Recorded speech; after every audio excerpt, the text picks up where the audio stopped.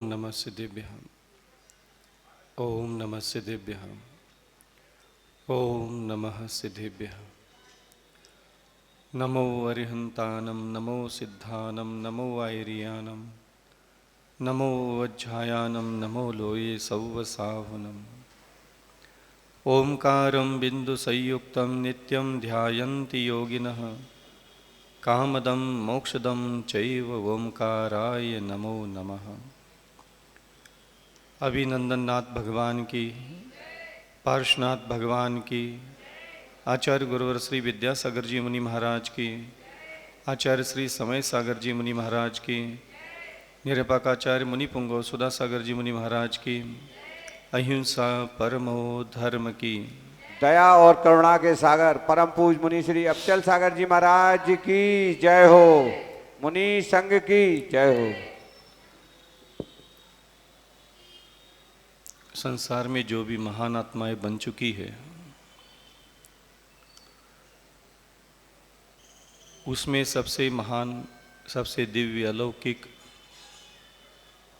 जो निरंजन निराकार, जिन्होंने इस संसार में रहते हुए भी जगत के प्रत्येक प्राणी के कल्याण की भावना, विचार और उसी प्रकार की क्रियाओं को किया और उसी क्रिया के कारण जो परोपकार के कार्य थे, दया के कार्य थे, अहिंसा के क्षेत्र में जो दूसरों जीवों पर उपकार करने के कार्य थे, उन कार्यों को करते करते उन्होंने अपने हृदय, बुद्धि, विचार, अंतःकरण को शुद्ध और पवित्र बना दिया।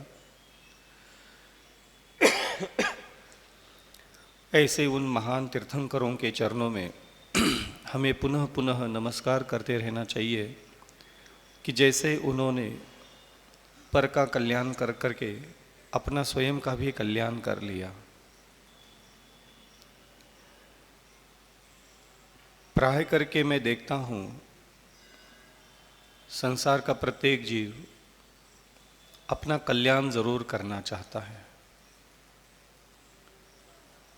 लेकिन उसको यह नहीं पता कि अपना स्वयं का कल्याण कभी भी हम अकेले कर नहीं सकते। हम कितना भी ध्यान में लीन हो, हम कितना भी मंत्रोच्चारण, कितना भी अनेक प्रकार के सारे साधन क्यों न करें, कोई भी व्यक्ति मलिन, अपवित्र, अशुद्ध, अपवित्र, अशोभनीय कब बनता है? कोई व्यक्ति ऐसे आंख बंद करके बैठ गया और अपवित्र हो सकता है क्या खुद ही खुद को देख करके? और आंख बंद करके भी बैठ गया और मान लो उसको अपवित्र होना है तो किसी दूसरे इंसान को याद तो करना ही पड़ेगा, और याद करके उस इंसान से गलत बर्ताव करना पड़ेगा, दिमाग से, बुद्धि से, भावना से, तभी तो न वह अपवित्र होगा। हम अपवित्र जिन वजह से होते हैं उन्हीं वजह से हम पवित्र हो सकते हैं। बस इसको ही हमें समझना है। आज आपके अंदर क्रोध आता है, मान आता है, मायाचार आता है, लोभ आता है, तृष्णा आती है, आहार संज्ञा, भय संज्ञा, शरीर का आकर्षण उत्पन्न होता है, कामादिक विकार उत्पन्न होते हैं, तो क्या ये खुद की वजह से होते हैं क्या? जो भी मलिन भाव, मलिन बुद्धि, मलिन विचार उत्पन्न हो रहे हैं उसके लिए कोई ना कोई दूसरा संसारी जीव जिम्मेदार होता है, अथवा सामने उसका होना जरूरी है। वो सामने खड़ा भी रहे अथवा हमने उसको एक बार कभी देख भी लिया हो तो भी बाद में भी जब वो याद आता है तो भी हमारे अंदर क्रोध, मान, माया, लोभ, काम वासनाएं उत्पन्न होती रहती है, उसको याद करने से, उसके शरीर को स्मरण करने से। अब ये प्रश्न आता है कि बात यह नहीं चल रही कि मन में गंदे विचार आते हैं कि नहीं आते, नहीं, हम गंदे बन कब रहे हैं? तो जब जब हम दूसरी किसी भी चीज को, चाहे वो कोई भी दुनिया की वस्तु हो, व्यक्ति हो, उसकी वजह से ही हम अपवित्र होते चले जाते हैं। अब जब हम पवित्र बनने के लिए कल्याण के मार्ग पर आगे बढ़ते हैं तो हम अकेले ही मंदिर जाते हैं, अकेले ही पूजा करते हैं, अकेले ही जाप कर लेते हैं, अकेले अभिषेक कर लेते हैं, और हमें ऐसा लगता है कि हम पवित्र बन जाएंगे। नहीं बन पा रहे। लाखों मैं आपको 1,00,000 वर्ष की भी उम्र दे दूं, कितनी? 1,00,000 वर्ष की भी उम्र दे दूं, और मैं आपको कहूं कि आप भगवान का ध्यान कर लो, पूजा कर लो, आपको सारे टेंशन से फ्री करके मैं आपको कहूंगा कि मंत्र स्तोत्र पूजा पाठ करते हुए मंदिर में जीवन व्यतीत करो, 2 टाइम का भोजन मनोरंजन आपको सब मिलेगा, तो भी आप अपने आप को शुद्ध और पवित्र नहीं बना पाओगे। जिन वस्तुओं के कारण आप अपवित्र होते हो, क्रोधमान मायालोस भरते हो, उन्हीं वस्तुओं के साथ जब तक आप अच्छा व्यवहार करना नहीं सीखोगे तब तक आप कभी भी शुद्ध नहीं हो सकते, पवित्र नहीं हो सकते, मोक्ष नहीं जा सकते। साधना क्या है? आप लोग हम लोगों को देख लेते हो, केशलोच कर रहे, एक बार भोजन कर रहे, दिगंबर रहते हैं, ठंडी गर्मी बरसात सहन कर रहे हैं, आप लोग ये ऊपरी सतह की साधना देख लेते हो और आप लोगों को लगता है कि ये साधना करनी है। ये साधना है ही नहीं, इसका कोई औचित्य नहीं है मोक्ष मार्ग में।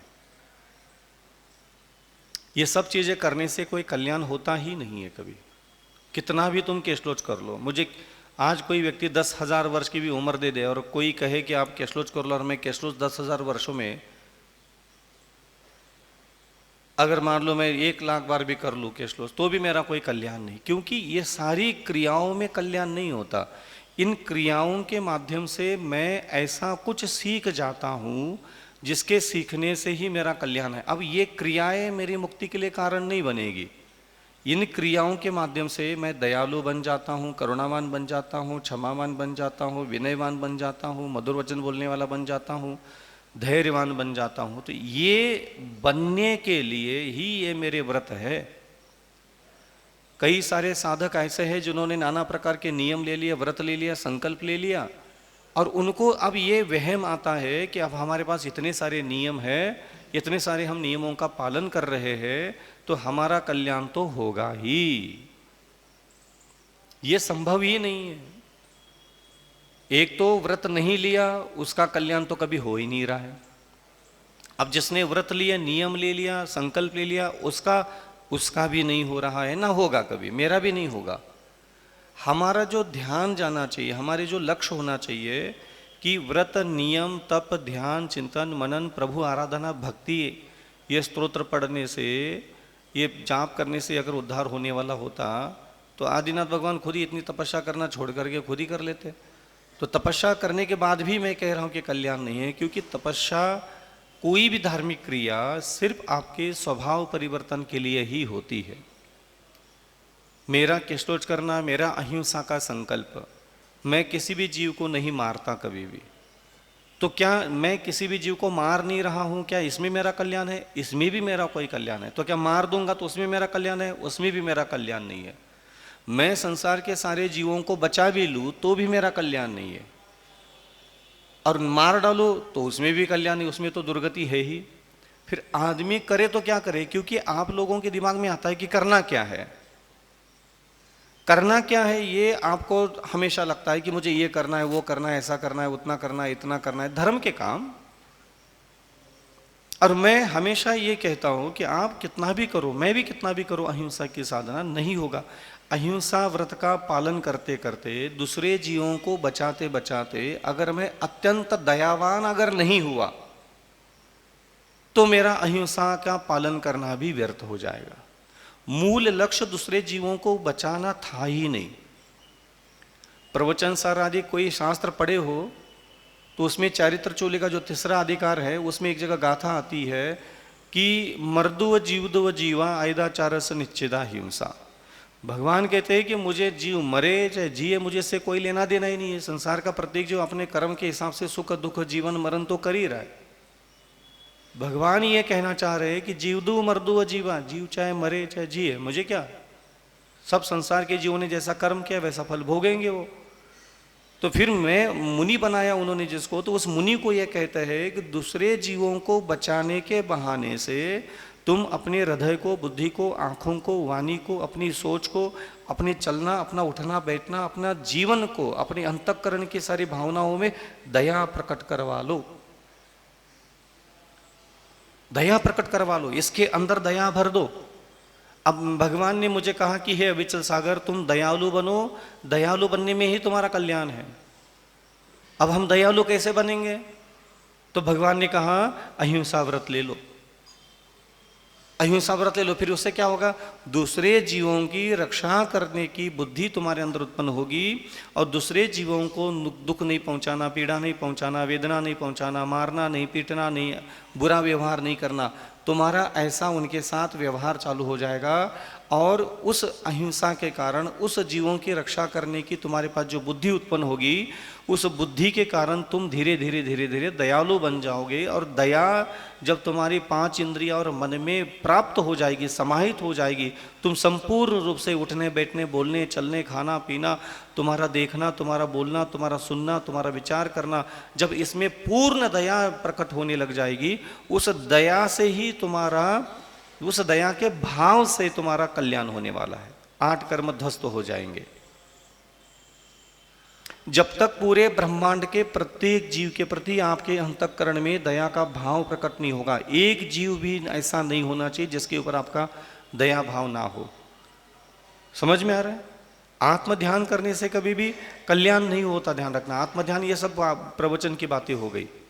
हकीकत यह है कि आंख बंद करके बैठ गए और तुम्हारे दिमाग में कोई भी इंसान आ गया, कोई भी जानवर आ गया, और जो भी तुम्हें इंसान याद आ रहा है उस इंसान के लिए तुम्हारे हृदय से दया का भाव जागृत प्रवाहित नहीं हो रहा है, तो भगवान कहते हैं तुम्हारा तब तक कल्याण रुका हुआ है जब तक तुम आंख बंद करके बैठे रहो। और आंख बंद करने के बाद जितनी भी तुम्हारे दिमाग में इंसान आ जाए, जानवर याद आ जाए, और तुम्हारे मानस पटल पर वहाँ राग है, द्वेष है, घृणा है, नफरत है, काम वासना है, तृष्णा है, नफरत है, कोई और भाव जब तक उसके चेहरे से जुड़ा हुआ रहेगा तब तक तुम्हारा केवल ज्ञान 3 काल में नहीं होगा, चाहे तुम मेरे सामने कितनी भी मुनि बन करके कितनी भी तपस्या क्यों ना करो। तपस्या क्यों की जाती है? स्वयं को अत्यंत दयालु बनाने के लिए। दुनिया भर के उपवास कर लिए, क्या हो गए? एक व्यक्ति ने 10 साल तक व्यापार किया, करने में उसने क्या किया? क्या किया उसने? व्यापार किया। तो करने का काम कौन सा किया उसने? व्यापार करने का काम 10 साल तक किया। अब उसको उसके बदले में क्या होना था? धनवान होना था, अमीर होना था, तो नहीं हो पाया वो। अब उसको क्या लगता है? सुकून मिलेगा 10 साल तक व्यापार करने का? सार्थक सा लगेगा? तो ये कुछ किया जाता है कुछ होने के लिए। इसके पहले भी मैंने 1-2 बार इस बात को संकेत दिया था आपके पास सामने कि आप ये जितनी भी देव पूजा करते हो, देव दर्शन करते हो, देव अभिषेक करते हो, देवार्चना करते हो, देव स्तुति करते हो, दान करते हो, ये सारी चीज़ें आप कर रहे हैं, इस पर मुझे कोई शंका नहीं है और आप करते रहिए। लेकिन मैं आपको ये सावधान करना चाहूँगा कि आप देव दर्शन, देव पूजा, गुरु की उपासना, स्वाध्याय, संयम, तप और दान ये सब करते हो, ये करने के योग्य कार्य है, इसको निरंतर करना चाहिए, लेकिन ये करने से कल्याण नहीं होगा, ये मैं आपको कह रहा हूं। और ये छोड़ भी दोगे तो भी कल्याण नहीं होगा। आपको एक समय में ऐसी स्थिति आना चाहिए कि महाराज मैंने 2 साल तक दुकान व्यापार किया और मैं 5 लाख का धनवान हो गया। कुछ तो आपको होने का एहसास आना चाहिए। आपने देव दर्शन का काम किया और आपको 10 साल, 20 साल, 30 साल के बाद तो कम से कम ये बोलने लायक आपकी स्थिति होना चाहिए कि मैं इतने साल से देव दर्शन करते करते, प्रभु की दिगंबर प्रतिमा को देखते देखते मैं शांत स्वभावी हो गया।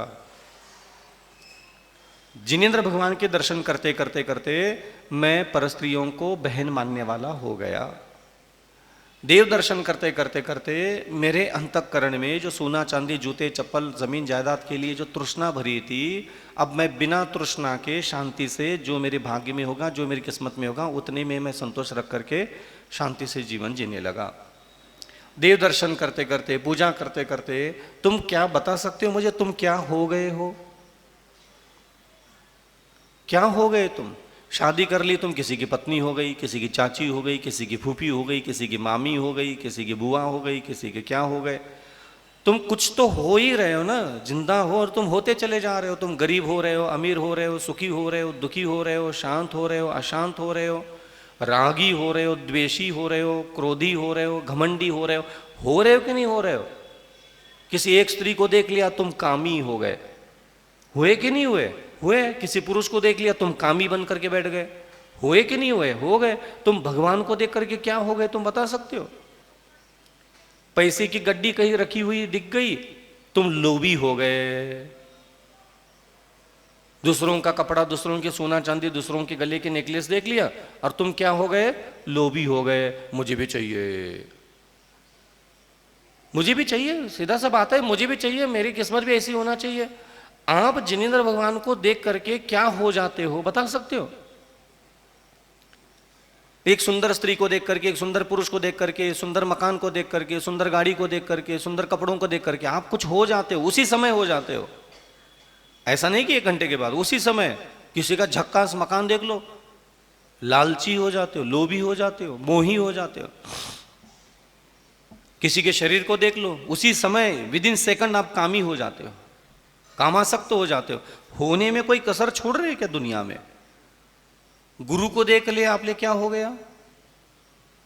प्रभु को देखते हो आप, क्या हो जाता है आपके अंदर? आप क्या हो जाते हो उतने समय के लिए, 1 सेकंड के लिए सही, क्या हो जाते हो बताओ? कुछ नहीं होते। तोता रटंत बातें, ये श्लोक, ये काव्य, ये दुनिया भर के बिनती पाठ और फलाना पाठ के नाम की डिंगे मारने लगे। ये भी ठाड़ो हो कि इतने से पढ़ना चालू करके उतने से पढ़ लिया और फुर्सत होकर निकल गए। संसार के प्रत्येक वस्तु व्यक्ति के सामने जब हम उपस्थित हो जाते हैं, हम मोही हो जाते हैं। घड़ी मेरे सामने लाके किसी ने कर दी, क्या गजब की घड़ी है यार, मस्त लग रही है, लोभी हो गया ना। इसको देख करके एक झटका, कितना इसको देख करके लोभी होने में कितना टाइम लग गया मुझे, पसंद आ गया, 1 सेकंड नहीं लगा मुझे लोभी बनने में, मोही बनने में। और ये घड़ी मान लो मुझे पसंद नहीं आती, बेकार घड़ी कोई रख देता, अरे यार तो बेकार की घड़ी है, कौन ला के रख दिया, खराब घड़ी, ऐसी थोड़ी होती, बेकार लगती, हटाओ इसका। द्वेषी बन गया, हो तो गया कुछ, तो द्वेषी तो हो गया, मोही तो हो गया इसको देख करके। अब तुम बताओ, तुम भगवान को देखते हो तुम क्या हो जाते हो?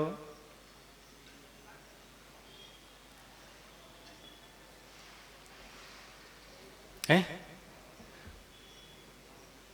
दूसरों के घर में घुसा दे और फर्नीचर भी दिख जाए, समझ आ रहा है? मोही हो जाते हैं, लोभी हो जाते हैं, विदिन सेकंड लोभी, विदिन सेकंड मोही। तुम कभी जिनेंद्र भगवान के सामने जाकर के उनके मोही हो गए हो? तुम्हें याद है कि उनके ऊपर मोह, एक कनी का भी मोह की छलक कड़ी हो? ये स्थिति है हमारी, क्योंकि आप लोगों को जिस दिशा में ले जा रही है सारी चीजें, ये इतना आसान नहीं है। मंत्र पढ़ने के पीछे भगा रहे कुछ लोग, स्तोत्रों के पीछे भगा रहे कुछ लोग, पूजा और अभिषेक के पीछे भगा रहे कुछ लोग। अरे इन चीजों को करोड़ों में, अरबों में, 1000 वर्षों में एक व्यक्ति पहुंच पाता है मंत्र सिद्धि तक, स्तोत्र के फल प्राप्त करने तक। अभिषेक करके भगवान की कृपा अपने ऊपर करवानी है तो 1000 साल में 2-4 बंदे मिल जाते। समझ में आ रहा है ना? इसका एवरेज कितना है? आप सुबह से लेकर के शाम तक अपने आत्म कल्याण के लिए जितने रास्ते चुन रहे हो और जिसके ऊपर एकदम टूट पड़ते हो, मैं उसको ये नहीं कह रहा हूं कि मत करो, गलत अर्थ मत निकालना, बस खाली इसमें पास होने की संभावनाएं कितनी है ये तो चेक करो। पूजन करना है, पूजन करना है, ठीक है, पूजन कर करके अपने खुद के अंदर के कल्याण के साक्षात फल प्राप्त करना करोड़ों में एक व्यक्ति कर पाता है। स्तोत्र 80 लाख 1 करोड़ जैनियों के कंठ में घुसेड़ दिए तुम लोगों ने प्रवचन करके करके। 1 करोड़ लोग अभी जिंदा है और ऐसे 400 साल से ये नौटंकियां चल रही है। 400 साल से कितने लोगों ने पढ़ लिया और कितने लोगों ने पढ़ करके स्तोत्र की सिद्धि हासिल कर ली, उसका एक उदाहरण दे दो मुझे। मैं आपको स्तोत्र पढ़ने के लिए मना नहीं कर रहा, मैं आपको सिर्फ संकेत कर रहा हूं कि आप उस दिशा में ज्यादा मेहनत करते हो जिसके फल प्राप्त करने की साक्षात संभावना ना के बराबर है।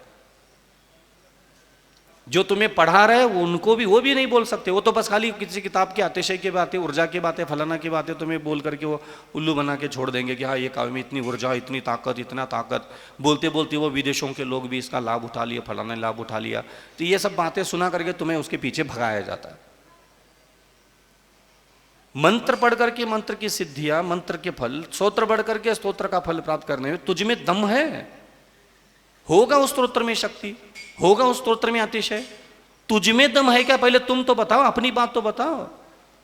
नमोकार मंत्र बहुत महान है, सुन लिया किसी से और पड़ गए उसके पीछे। अरे तू खुद को भी तो देख ली, तेरी औकात है क्या उसका फल प्राप्त करने की? अगर मान लो तुम कहीं घूमने के लिए गए, ग्वालियर गए, कहीं दिल्ली गए, मुंबई गए, तुम्हें कोई एक कन्या पसंद आ गई, तुम उसके पीछे पड़ गए, बाद में पता चला कि वो 10,000 करोड़ मालिक जिसका बाप है उसकी लड़की है। उसी समय तुम क्या सोचोगे?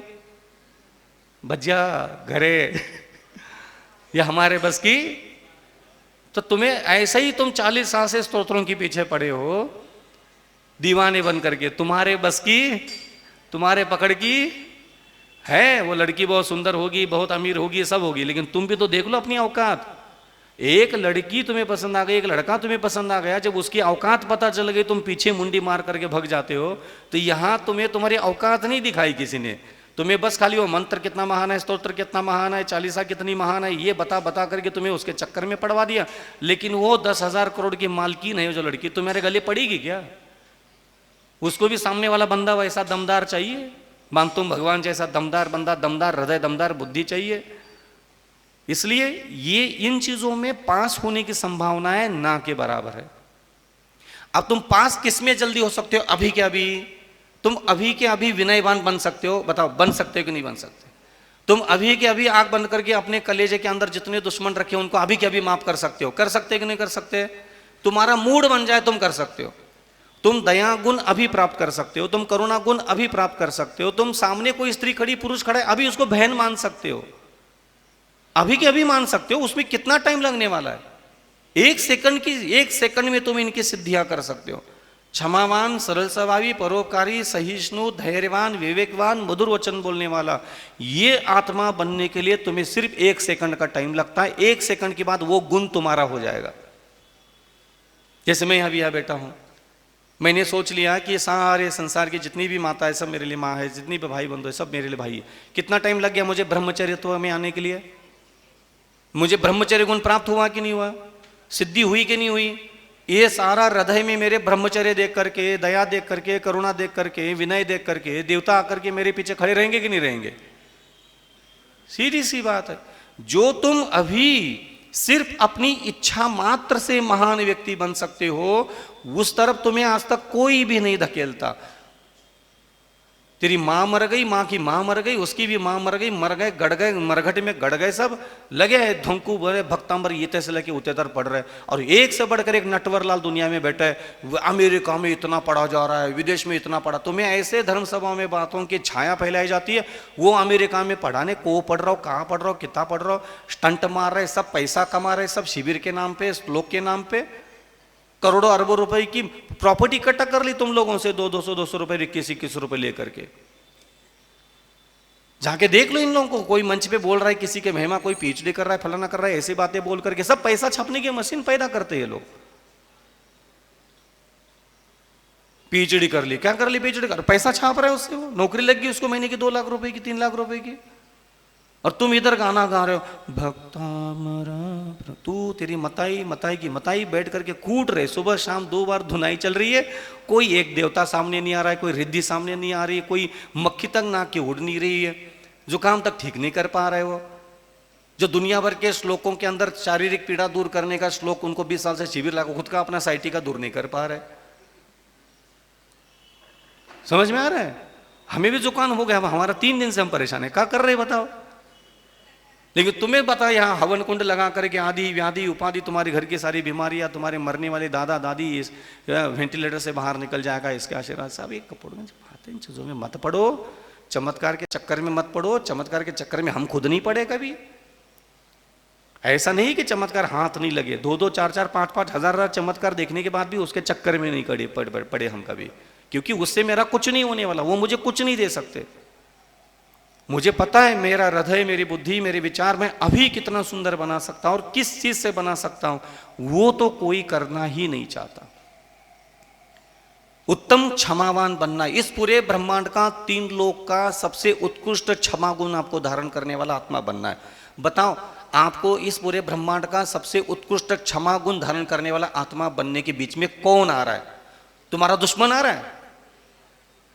तुम्हारे दुश्मन भी तुझे संसार का, ब्रह्मांड का सर्वोत्कृष्ट क्षमा गुण धारण करने वाला आत्मा बनने से रोक नहीं सकते। समझ में आ रहा है? तुम्हारे दुश्मन तुम्हें मंदिर जाने से रोक सकते, खाना खाने से रोक सकते, तुम्हें दुनिया का कपड़ा नहीं दे सकते, सोना चांदी सब नहीं दे सकते। तुम्हारा दुश्मन भी तुझे दयावान, करुणावान, सरल स्वभावी, परोपकारी, हितैषी, माफ करने वाला आत्मा बनने के लिए वो दुश्मन भी रोक पाएगा क्या? सोच लो। तुम चाह लो कि हाँ मुझे सारे दुश्मनों को क्षमा करना है, तुम्हारे मोक्ष में, तुम्हारे कल्याण में तुम ही सबसे बड़े अड़ंगा हो। पर स्त्रियों को बहन मानना है, पर पुरुषों को भाई मानना है, तुम्हें एक ऐसी आत्मा बनकर के जीवन गुजारना है। बताओ इसके बीच में कौन आ रहा है? कौन सी मन की एकाग्रता चाहिए? कौन सा जैन जात की जरूरत है इसके लिए?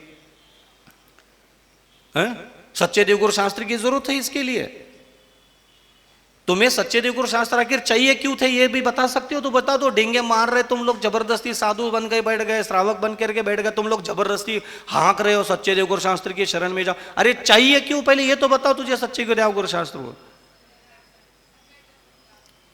अच्छा सम्यक दर्शन मिल रहा है बिना क्षमा, बिना दया, बिना करुणा, बिना नम्रता, बिना परस्त्री, बिना पुरुष के साथ अच्छा व्यवहार किए सम्यक दर्शन मिल रहा है? जो हरामखोरियां तुम अपने स्वभाव में धारण करके बैठे, उन हरामखोरियों के साथ तुम्हें सम्यक दर्शन मिल रहा है? उन बदमाशियों के साथ मिल रहा है, उस नीच हरकतों के साथ मिल रहा है तुम्हें सम्यक दर्शन?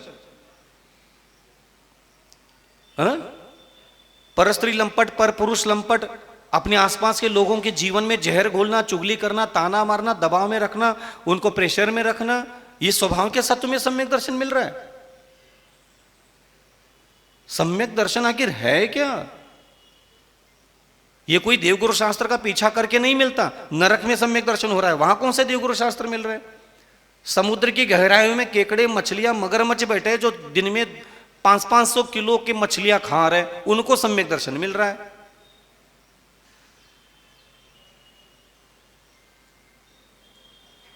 समझ में आ रहा है? सम्यक दर्शन ऐसे झाड़ की पत्ती नहीं, एक दो मंदिर मंदिर चले जाओ, फुंदी फुंदी खेल लो, इतने से चावल का डिब्बा ऐसे ऐसे ऐसे करके मंदिर में चले जाओ अपने नखरे करते हुए। तो ये ऐसा सम्यक दर्शन नहीं होता। उसको हृदय, बुद्धि, विचार, अंतःकरण, ज्ञान, स्वभाव दिखाना पड़ता है, स्वभाव का प्रदर्शन करना पड़ता है। वो है ही नहीं हमारे पास। इसलिए आज आपको इतना ही कहना चाह रहा था कि आप जो अभी सुंदर बन सकते हो, जो आप अभी के अभी बन सकते हो, पहले वो बनो। ये अभिषेक करके करके तुम्हारा कल्याण होने वाला, ये जुगाड़ में मत बैठो। समझ में आ रहा है ना? महाराज इसको करना छोड़ दे, ये उल्टी शिक्षा मेरे से मत लेना कभी। बस मैं ये कह रहा हूं कि इसके अलावा भी कल्याण के और रास्ते हैं जिसको तुम स्वीकार करो। बहुत लंबा 200 साल के बाद तुम्हें कोई इंश्योरेंस कंपनी 2 करोड़ रुपए देने वाली है, लगा दोगे उसमें पैसा, इन्वेस्ट करोगे? कोई इंश्योरेंस कंपनी आ जाएगी, भाई साहब आज 5 रुपए दे दो, आज से 100 साल के बाद तुम्हें 40 करोड़ रुपए मिलेंगे, दे दोगे? लेकिन तुम सारे धर्म के काम तो उसी के भरोसे कर रहे हो, अगले जन्म के भरोसे।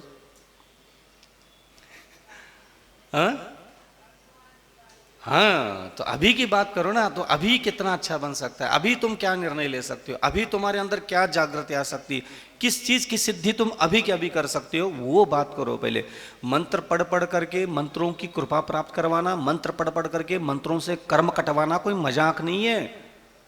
किताबों में लिखा जाता है मंत्र पढ़ने से कर्म का विनाश होता है, ये लिखा जाता है। ये तुम्हारे साथ हो रहा है क्या नहीं हो रहा है, ये कौन तय करेगा? ये कौन तय करेगा? कौन गारंटी ले रहा है कट रहे क्या नहीं कट रहे तुम्हारे? समझ में आ रहा है कुछ कह रहा हूं? करोता है, करोता जानते ना, वो लकड़ी काटते हैं, क्या बोलते हैं उसको? आरी। आरी है, आरी से लकड़ी कटती है, किसी कागज पे लिखा हुआ था और तुमने आरी लेकर के लकड़ी पर रख दिया। भैया उसको चलाने के लिए भी अकल लगती है, प्रेशर कितना, दबाव कितना, एंगल कौन सा।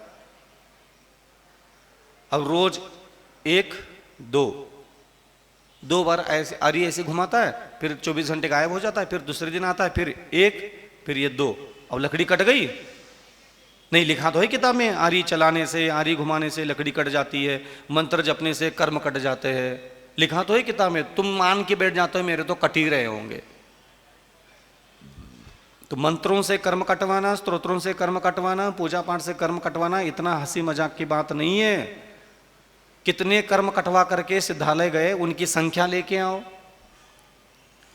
करोड़ों में एक भी नहीं मिलेगा जिसने मंत्र से अपने पूरे कर्म कटवा लिए हो। करोड़ों में एक मिलता है, इसकी संभावना इतनी दुर्लभ है। और पूरा जमाना का जमाना, पूरी भीड़ की भीड़ उसके पीछे पड़ी है। हम दिन भर मंत्र पढ़ते, हम दिन भर स्तोत्र पढ़ते, हम दिन भर ऐसा पूजा करते, हम दिन भर ऐसा करते। ये सारी चीज़ें बोलने से बेहतर आप थोड़ा ये भी बोल सकते थे, मैं दिन भर विनय करता हूँ, मैं दिन भर क्षमा करता हूँ, मैं दिन भर जो भी स्त्री है जो भी पुरुष है मैं बिल्कुल भाई बहन मान लेता हूँ, मैं दिन भर सरल रहता हूँ, मैं दिन भर करुणा के साथ रहता हूँ, मैं पूरा दिन भर शांत रहता हूँ। अगर आप किसी को ऐसी बातें सुना करके आ जाओगे वो कहेगा पक्का सदगति जाएगा, दुर्गति तो जाएगा ही नहीं है। लेकिन तुम किसी के सामने, मेरे सामने आके खड़े होके बोलते हैं पूजा करते हैं, जाप करते हैं, स्तोत्र पढ़ते हैं, चालीसा पढ़ते हैं, हाँ महारानी बन करके ये महिला मंडल के अध्यक्ष बन के बैठ गई, तो उसके तो तेवर ही अलग बदल जाते हैं। बना दो किसी को अध्यक्ष, उसके चाल ढाल रंग रूप, स्किन ग्लोइंग होने लग जाती है, अकल आने लग जाती है, बुद्धि आने लग जाती है, ऑटोमेटिक एक रात में जागृत हो जाती है। बस किसी को बोल दो कल से तुम अध्यक्ष हो, फिर देख लो एक दिन में रिद्धियां सिद्धियां शक्तियां एटीट्यूड दूसरे दिन से तुम्हें मिलेगा, रिद्धि सिद्धियां प्राप्त हो जाती है एक झटके में। और बाई को कह रहे थे कितने दिन से भाई थोड़ा ठीक से रह ले, ठीक अच्छा स्वभाव, थोड़ा खुश रहना चालू कर दे, वो वैसी खुश रह ही नहीं रही थी। जैसे अध्यक्ष बना दिया घर में भी खुश, गली में खुश, मोहल्ले में खुश। तो कई बार मुझे ऐसा लगता था कि सारी महिलाओं को अध्यक्ष बना दे। सही कह रहा है कि नहीं? हाँ, ये पद मिलने के बाद आदमी थोड़ा सा नहीं चाहते हुए सही सही अच्छा अच्छा काम करने लग जाता है, दिन भर घर में भी खुश रहता है। उसका घमंड जो गुरूर होता है पद पे बैठने का, वो आकर के कलेजे में बैठता है तो बाई को भी ठीक ठाक चलने के लिए कह देता है।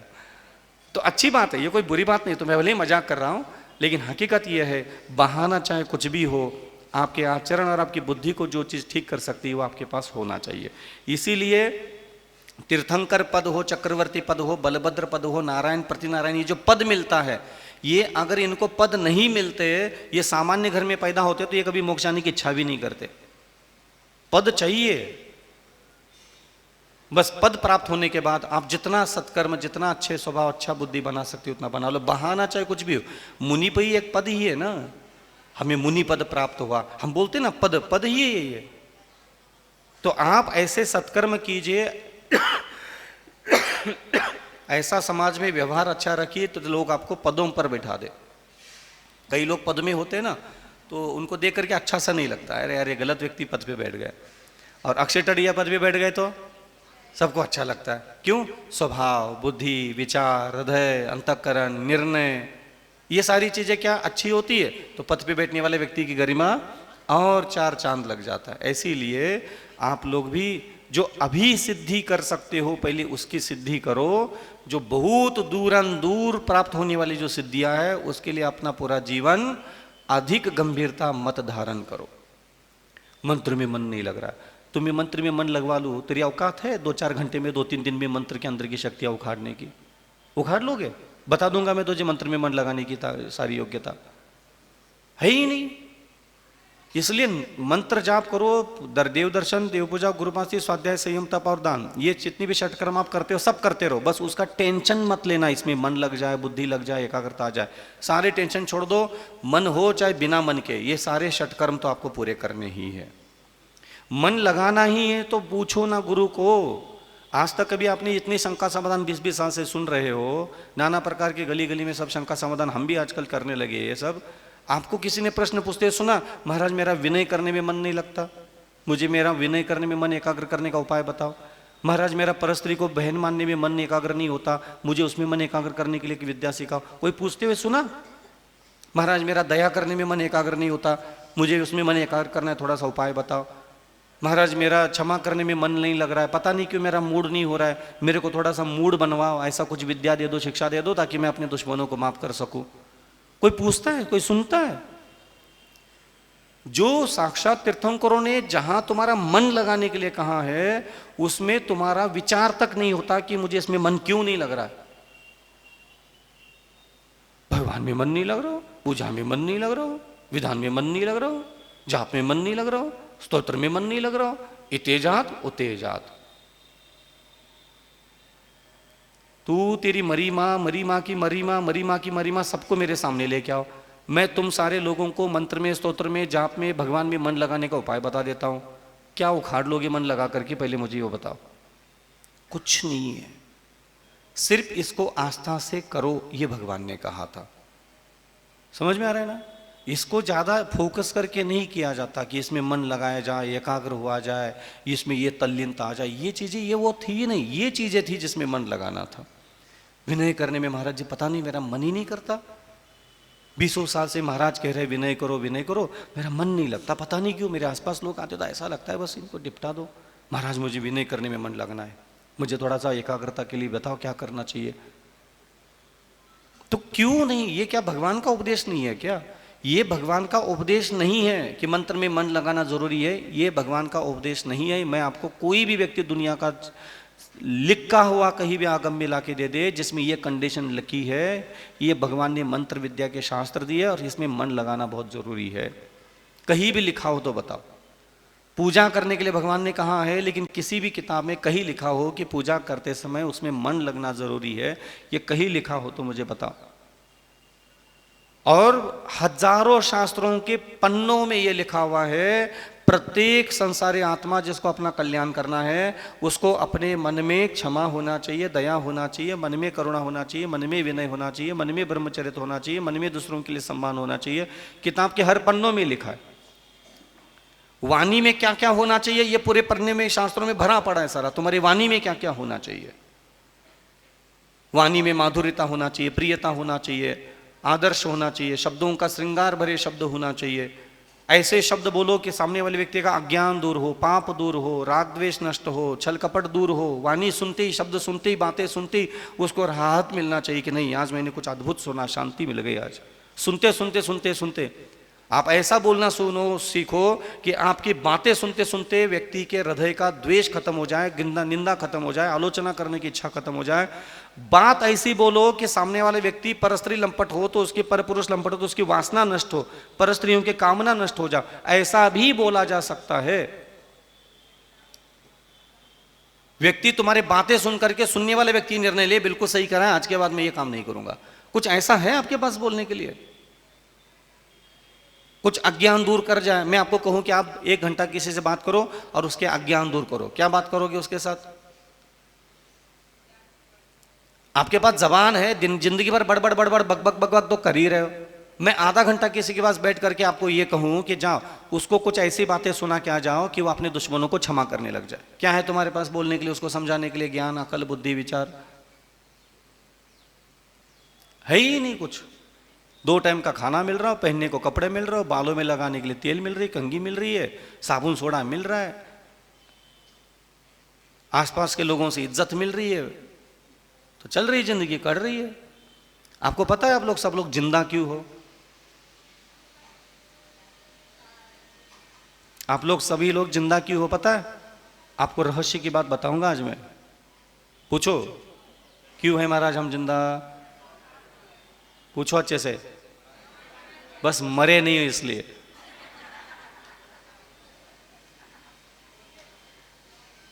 बस मरे ही नहीं हो इसलिए तुम जिंदा हो, बाकी तुम्हारा कोई यहां धरती पर कोई होना नहीं होना दोनों बराबर है।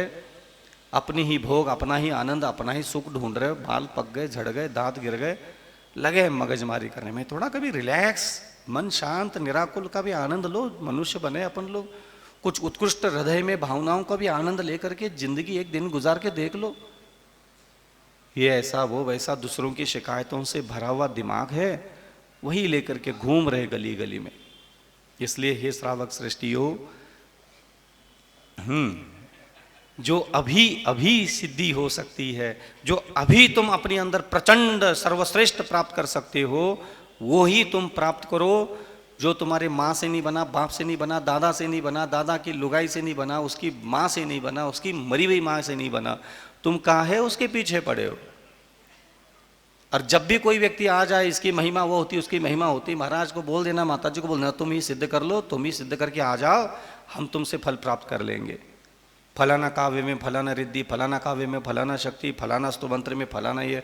अरे होगा, मैं ये थोड़ी कह रहा हूँ कि नहीं है, लेकिन उसमें पास होने की, उसकी सिद्धियां प्राप्त करने की क्षमता कितने मात्रा में, ये भी तो चेक करो। चिंतामणि होता है, पारसमणि होता है, पारसमणि बहुत श्रेष्ठ होता है। हाँ होता है तो क्या गली गली मिलता है? होता है तो क्या गली गली मिलता है? सबको मिलता है। तो काहे को उसके पीछे भाग करके अपना जीवन बर्बाद करो?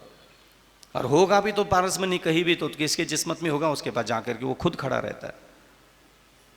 तुम्हें उसके पीछे पड़ने से थोड़ी मिलेगा। तो इसलिए जो तुम अभी हासिल कर सकते हो वही हासिल करो।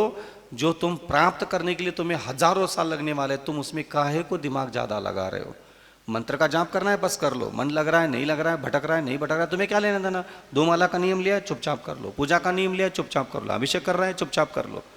ज्यादा गुड़बुड़ गुड़बुड़ गुड़बुड़ नहीं करने का। देव पूजा में मन नहीं लग रहा, इतने नहीं हो रहा, उतने नहीं हो रहा, इतने दोष लग रहा, ज्यादा नहीं, ज्यादा नहीं मतलब नहीं। और ज्यादा पूछना है तो ज्यादा बार नहीं, 10,000 बार मुझे पूछो, महाराज हम 10,000 बार कोशिश किए विनयवान बनने के लिए, लेकिन हम हो नहीं पा रहे, आप बताओ। 10,000 बार कोशिश की हमने कि हम विनयवान बने, लेकिन नहीं बन पाए। बताओ महाराज कोई उपाय हो तो। पूछा कभी किसी को? महाराज सारे आचार्य श्री आ गए, सुधा सागर जी आ गए, अम्मा आ गई, फम्मा आ गई, सब आके निकल गए, फूंदी खेल के चले गए, करोड़ों के पेंडाल लग गए, सबरे के सबरे कह के चले गए, क्षमा कर लो, क्षमा कर लो। हमने बहुत कोशिश कर ली, हम क्षमावान नहीं बन पा रहे। बताओ हमें क्षमावान कैसे बनना है? हम नहीं बन पा रहे, हमारा मूड नहीं हो रहा है, पता नहीं क्या हो रहा है। बताओ क्या करना है? कोई उपाय हो तो आपके पास। कोई पूछता है हमें उपाय?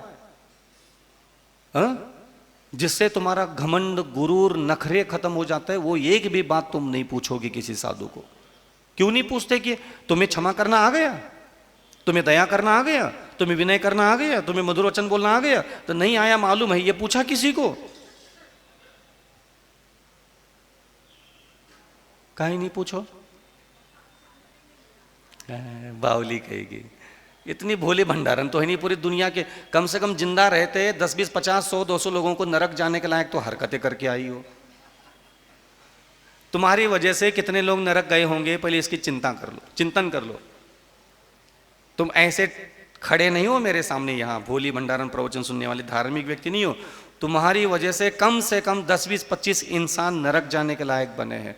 तुम्हारे सोचने के तौर तरीके से, तुम्हारे बोलने के तौर तरीके से, तुम्हारे देखने के तौर तरीके से, तुम्हारे घर गृहस्थी बसाने के तौर तरीके से, तुम्हारे दुनिया भर के घमंड, गुरूर और नफरत, द्वेष, मुट्ठी भर अनाज, मुट्ठी भर सोना, मुट्ठी भर कपड़ों के चक्कर में तुमने अपने ही परिवार के कम से कम 2, 4, 6 लोगों की जिंदगी बर्बाद करके उनको नरक जाने के लायक बनाया है। बनाया कि नहीं बनाया? हाँ बताओ, ना बताओ। कांड किए कि नहीं किए? ऐसे किए महाराज। और तुम मेरे सामने बैठ करके हमारा कल्याण कैसे होगा पूछ रहे हो। आ जा, तुम्हें ऐसे घुमा घुमा के दे देंगे ना बेटा। है? तुम खुद का ही कल्याण करना चाहते हो, यही तुम्हारी खोटी बुद्धि है।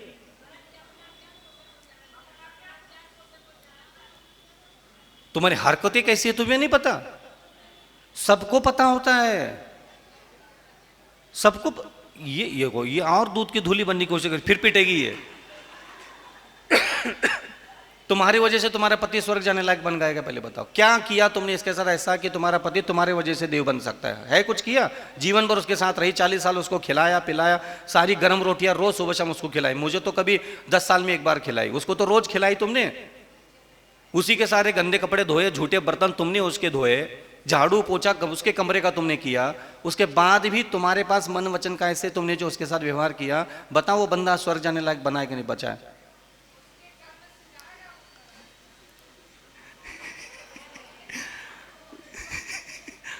देखो उसके कर्म तुम्हारी वजह से बिगड़े कि नहीं बिगड़े, पहले बताओ।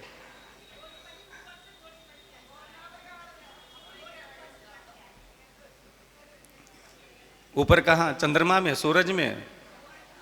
कौन भगवान बैठा बताओ? अनंत परमेष्ठी, सिद्ध परमेष्ठी। माते ये सारी आवली बवली चवन्नी की बातें कहीं और जाके सुनाओ। हकीकत ये है, ये ऐसा मेरी बातें एक झटके में समझ में नहीं आती, हकीकत है ये। मैं यहाँ 4 महीने से यहाँ हूँ, मुझे सब पता है कि मैंने किसको कैसा देखा, किससे कैसे बात की, किसके दिमाग में मेरे बोलने से टेंशन आ गया, किसको घबराहट हुई, कौन व्यक्ति देवगुरु शास्त्र से दूरियां बनाए रख दिया मेरे व्यवहार से, किसको मैंने अनर्गल भाषा बोली है, क्या ये मुझे नहीं पता? मैंने किस संसार के जीव के साथ कैसा मन वचन कैसे व्यवहार किया, ये मुझे नहीं पता? और मेरे उस व्यवहार से उसके मन में कितनी अशांति, कितनी घबराहट, कितनी बेचैनी, कितनी घुटन हुई, क्या ये मुझे नहीं पता? तुम तो किसी को ताना मार करके चले गए अपने काम पे, ताना मारने के बाद घंटों तक व्यक्ति टेंशन रहा, टेंशन में पाप कर्म का बंद बांधा। ये तुम कहाँ वो लोग कौन करते थे? ये तो आज मैं सुना रहा हूं तो तुम लोगों को दिख रहा है सब। तुम्हारी वजह से तुम्हारी कितने बेटे, कितनी बहुएं, कितनी लड़कियां, कहाँ कौन स्वर्ग जाने के लिए तैयार है? तुमने किसको बनाया? किसी को कुछ नहीं बनाया, तुम किसी को कुछ नहीं बना सकते। तुम सिर्फ भोग देने के लिए और भोग लेने के लिए धरती पर आए हो। तुम्हारी लड़की, तुम्हारा लड़का शादी के योग्य हो गए, 22, 25, 26 साल की उम्र हो गई, ठीक है। उसकी 26 साल की उम्र हो गई, तब तक तुम्हारी उम्र हो गई थी लगभग 45-50 के लगभग, ठीक है। तुम उम्र के 22 साल की उम्र से 50 साल की उम्र तक तुमने कम से कम 400 साधुओं के प्रवचन सुने, ठीक है। लाखों करोड़ों का तुमने दान दे दिया। तुमने 1000 बार सुना होगा शरीर भोगने की योग्य है नहीं, सोना चांदी नाशवान है, छनबुंगुर है, विनाशिक है, शरीर में आनंद नहीं मनाना चाहिए, शरीर पर आसक्ति नहीं रखना चाहिए, सोना चांदी खाना पीना कपड़ा लत्ता जूते चप्पल के चक्कर में ज्यादा पड़ना नहीं चाहिए, इससे पाप का बंद होता है। तुमने सुना कि नहीं सुना 25 साल से 400 महाराजों के मुंह से? तुमने अपनी लड़की की शादी हुई उस दिन अपनी लड़की को कुछ बोला कि हे बेटी कोई बात नहीं, तुम्हारी का नहीं बन सकती, लेकिन ध्यान रखना तुम विवाह करो लेकिन अपने शरीर पर मोहित मत होना, दूसरों के शरीर पर मोहित मत होना। मेरे को बाद में बात समझ में आ गई, तुम शुरू में ही अपने जीवन की शुरुआत में बात समझ जाओ, तुम्हें शरीर पर आसक्त नहीं होना है। यह शरीर नाशवान है, नव मलदार बहेगिनकारी है। मुझे नहीं पता तुम किसी गुरु को मानोगी नहीं मानोगी, किसी साधु संत के पास जाओगे नहीं जाओगे, शास्त्र पढ़ोगे नहीं पढ़ोगे, लेकिन मैंने जो समझा है इतने साल से प्रवचन सुन करके, ये सोना चांदी के पीछे ससुराल जाएगी, सोना चांदी जूते चप्पल कपड़ा के पीछे ज्यादा राग द्वेष छल कपट मत करना, मिले सो ठीक है, नहीं मिले सो ठीक है, ज्यादा इसके पीछे अपन को पढ़ना नहीं है। तुम एक आत्मा हो, तुम संसार शरीर भोगों से ऊपर उठो और अपने पति, अपने बच्चे, अपने परिवार आगे बढ़ाओ। संतोष, समृद्धि, शांति और त्याग तपस्या की तुम एक मूर्ति बनो। तुम की पत्नी बन करके ये सारे दुनिया के पुद्गल पदार्थों पर बिना आसक्ति हुए, बिना उसके पीछे राग द्वेष किए अपना संसार निभाओ और जाओ बेटा अपना कल्याण करो।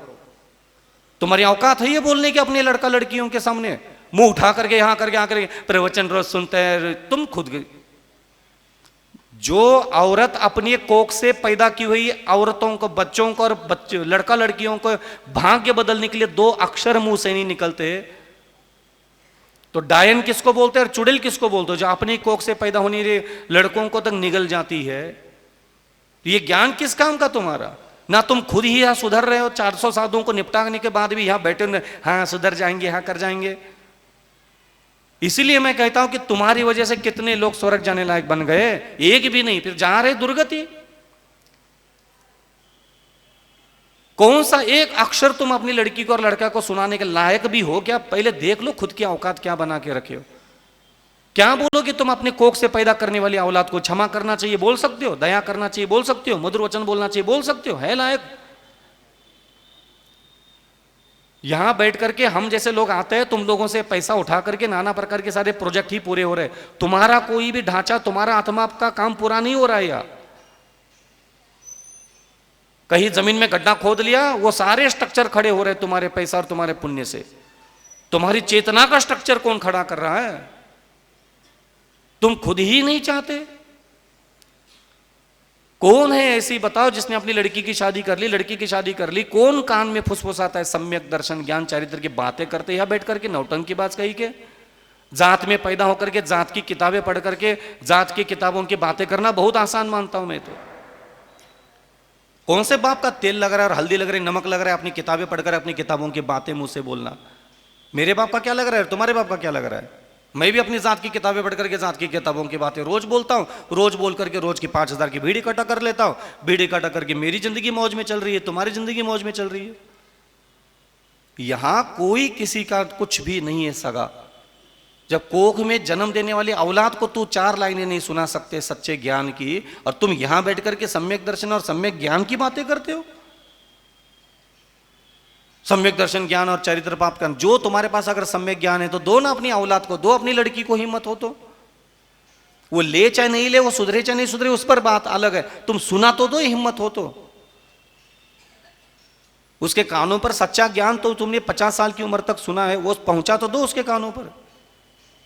वो तो जवानी में है, वो तो काम वासना के नशे में है, वो तो होश में नहीं है, वो तो साधु के पास नहीं आता।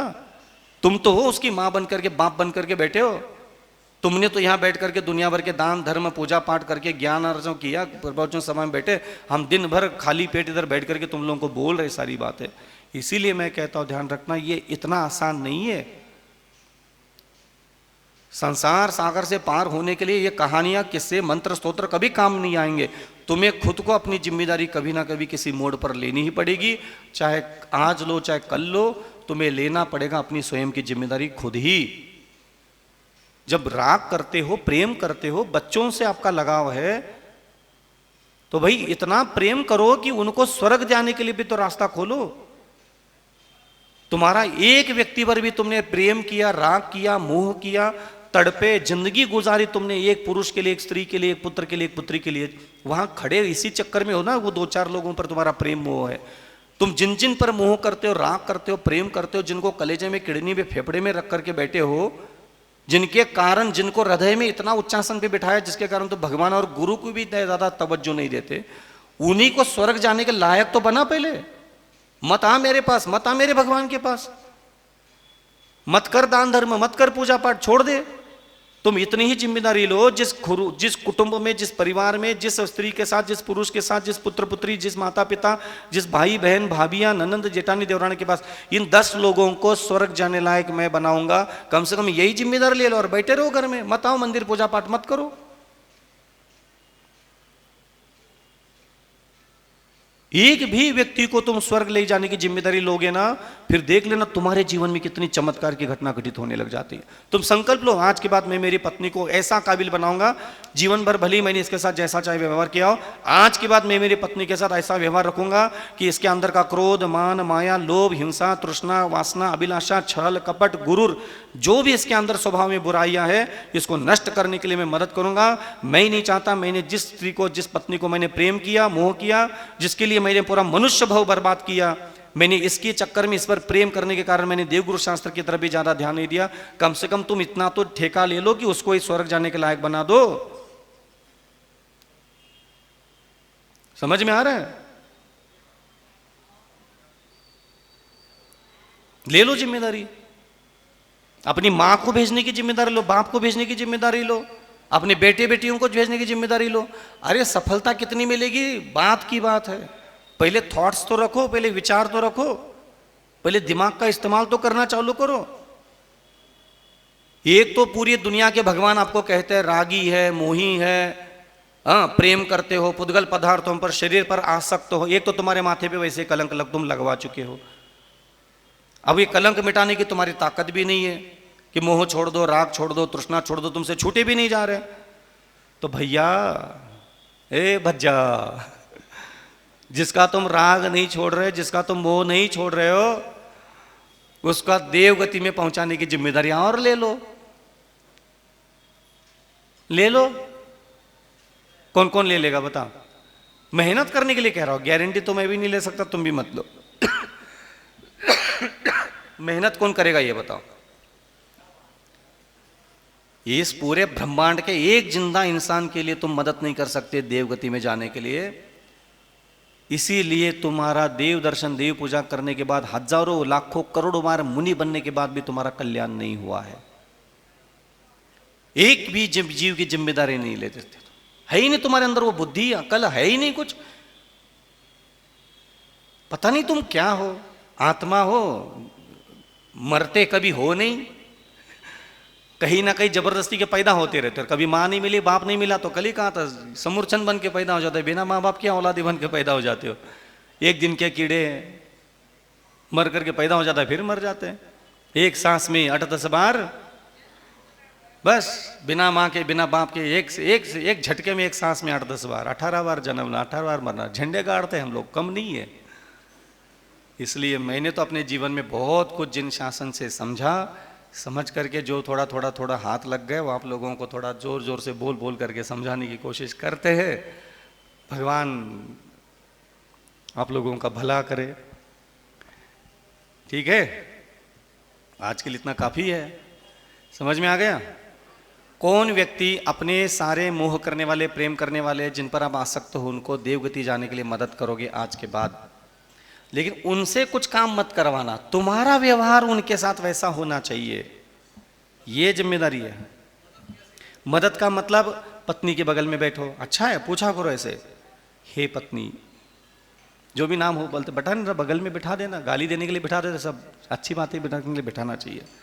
आज तक मेरे मन में तुम्हारे शरीर पर मोह था, तुम्हारे शरीर पर मैं आसक्त था, मेरे अंदर का काम भावना में विजय प्राप्त नहीं कर रहा था, इसलिए तुमने मुझे बहुत सारी चीज़ों में मदद किया है, मेरे विकारों को, मेरे क्रोध, मान, माया, लोभ, अहंकार, काम वासना की सारे अंदर की गंदगियों को तुमने पिया है, तुमने कभी शिकायत भी नहीं की।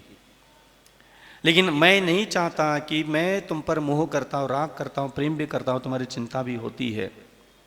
जब मैं जीवन, ये दुर्लभ मनुष्य जीवन जो मुझे करोड़ों जन्मों के बाद प्राप्त हुआ था, जब तुम्हारे साथ रह करके मैंने गुजारा है, और मैं तुझे दुर्गति जाने लायक देखता हूँ। मैं आज भी देखता हूँ कि तुम खाना, कपड़ा, सोना, चांदी, जमीन, जायदाद, प्रॉपर्टी, इसके चक्कर में अपने मन को मलिन करके बैठे हो। घर में कुछ भी होता है तुम अशांत हो जाते हो। मैं नहीं चाहता तुम अब अशांत हो जाओ। मैं ये चाहता हूँ कि तुम मेरी पत्नी बनकर के जीवन, अब बाकी का जितना समय बचा है वो मेरी पत्नी बनकर के रहो। मैं तुम्हें भोजन भी दूंगा, कपड़ा भी दूंगा, तुम मुझे कहो कितना सोना चांदी चाहिए, सब मैं दे दूंगा। तुम अपने मन को, तुम अपने मन के अंदर का राग है, द्वेष है, मेरे शरीर पर भी तुम आसक्त होते हो, ये भी सब छोड़ दो, बहुत हो गया। मैं नहीं चाहता कि तुम मेरे शरीर पर मोहित हो जाओ। मैं नहीं चाहता तुम अपने अंदर के सारे क्रोध, मान, माया, लोभ का और ज्यादा करते रहो। मैं ये चाहूंगा कि आज तक तुमने जो भी मन वचन काया में दुर्गुण धारण किए, आज के बाद तुम क्षमावान बनो, दयावान बनो, सरल स्वभाव बनो, परोपकारी बनो, सहिष्णु बनो, धैर्यवान बनो, वितराग धर्म की तरफ आगे बढ़ो। सोना चांदी, कपड़ा लत्ता, जमीन जायदाद, ये सब पुद्गल है। मैं चाहता हूँ कि तुम्हारा भी ये ठोस विश्वास हो जाए इस पर, ये सब पुद्गल है, नाशवान है। मैं भी तुम्हारा कोई पति परमानेंट नहीं हूँ। कितनी बार अपन ने शास्त्रों में सुने, लेकिन अकल ठिकानी नहीं आई, क्योंकि मेरे अंदर की काम वासना पूरी करने के चक्कर में मैं कभी चाहा ही नहीं कि तुम्हारे अंदर मेरे शरीर का आसक्ति छूट जाए। मैं तो यही चाहता रहा कि तुम भी मुझ पर मोहित हो जाओ, तुम भी मेरे साथ मेरे काम भावना में और मेरे लोभ में मदद करो मुझे। ये मेरी दुर्बुद्धि थी, मैंने अपने भोग पूरे करने के लिए तुम्हें भी दुर्गुणों से भरता चला गया। लेकिन अब मुझे जिस प्रकार विवेक उत्पन्न हुआ है, मैं अपना आत्मकल्याण जिस प्रकार करना चाहता हूँ, मैं चाहता हूँ कि तुम भी मेरी पत्नी बन करके रहो। जीवन भर हम दोनों आगे से साथ रहेंगे, और तुम जितना हो सके उतना जल्दी अपनी सारी वैरियों को क्षमा करना सीखो, दया करना सीखो, विनय करना सीखो, मधुर वचन बोलना सीखो। तुम मेरी पत्नी बनकर के अपने अंतःकरण के सारे मलिन भावनाओं से मुक्त होकर के एक सद्गुणों से भरने वाली एक स्त्री बन करके रहो।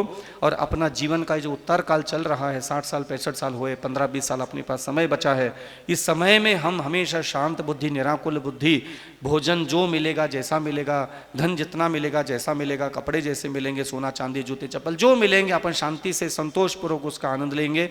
किसी भी परिवार के व्यक्ति के साथ हम ज़्यादा राग, ज़्यादा द्वेष, ज़्यादा घृणा, ज़्यादा नफरत, ज़्यादा लालच अपन नहीं करेंगे। शांति से, समृद्धि से, संतोष बुद्धि से अपना अपना उत्तर काल निर्वाह करेंगे। अंतिम समय में जा करके हम किसी भी माता जी, किसी भी मुनि महाराज जो निकट होंगे वहाँ पर लेख नामरण करेंगे, और अपनी आत्मा को पुण्य से और भरो, त्याग तपस्या से और भरो। संसार के इन पुद्गल पदार्थों के पीछे अपन दोनों ने मिलकर के 22 साल की उम्र से लेकर के 60 साल की उम्र तक जो भी खेल खेला, ये सब झूठा है, मिथ्या है, असत्य है। चक्रवर्ती भी भोग भोग करके जब दिगंबर साधु बन गए तो हम कहाँ भोगों में तृप्त हो जाएंगे। इसलिए हे मेरी प्रिय पत्नी, तुम आज के बाद ये भोजन, कपड़ा, सोना चांदी, जमीन जायदाद के चक्कर में अपना मन अशांत मत करना। मैं नहीं चाहता कि तुम इन सारी चीज़ों में पढ़ करके अपनी आत्मा को पाप से भरो।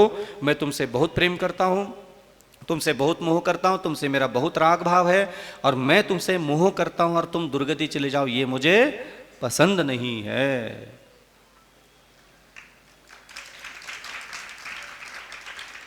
ठेका ले लो अपनी लुगाई के साथ बात करने का, है ही नहीं कुछ। ये नक मुच्छड़ क्या है, हम कभी मना नहीं करते इसको मंदिर जाने के लिए, पूजा करने के लिए, जाप करने के लिए, सब कर लेते, हम तो खुला छोड़ दिए। भाड़ में जाए तुम्हारी ये स्वतंत्रता। एहसान करने का दावा करते ये मुच्छड़ लोग हमारे सामने आकर के कि हमने उसको बिल्कुल मना नहीं करते। अबे तू मना कर देता तो वो 2-4 झापट लगा लगा करके वो चली जाती मंदिर। समझ में आया ना? ज्यादा उसका क्रेडिट मत लिया कर। हमारी तरफ से तो कोई मना नहीं है। कभी घर में बैठ करके किसी के पति ने पूछा, हाँ तो मंदिर जाती, भगवान में मन लग गो, भगवान से प्रेम हो गया, जहाँ अच्छो लोगत कर्म काट रही है, बुद्धि ठीक कर रही है। कभी किसी के पति ने पूछा? ये कभी नहीं चाहते कि तुम्हारी अकल ठिकानी आ जाए, तुम शरीर का मोह छोड़ो, अन्न का मोह छोड़ो, ये कभी चाहते ही नहीं है।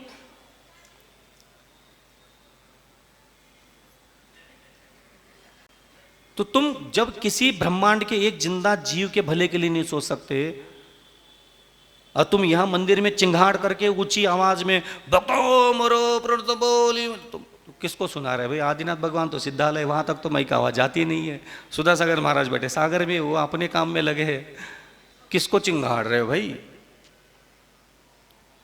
अपना कल्याण कर रहे महाराज। ऐसे अपना कल्याण करने की इच्छा रखने वाले कई सुअर, कई कुत्ते, कई जानवर घूम रहे दुनिया में, उनका आज तक भला नहीं होता।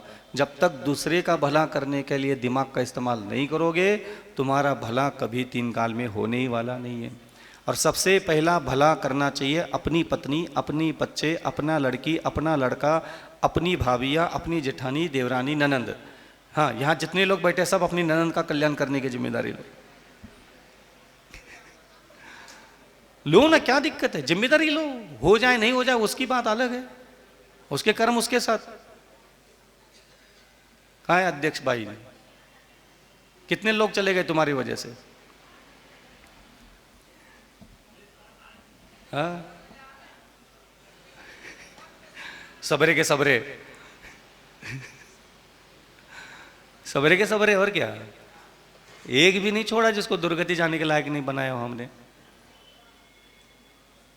अहिंसा परमो धर्म की।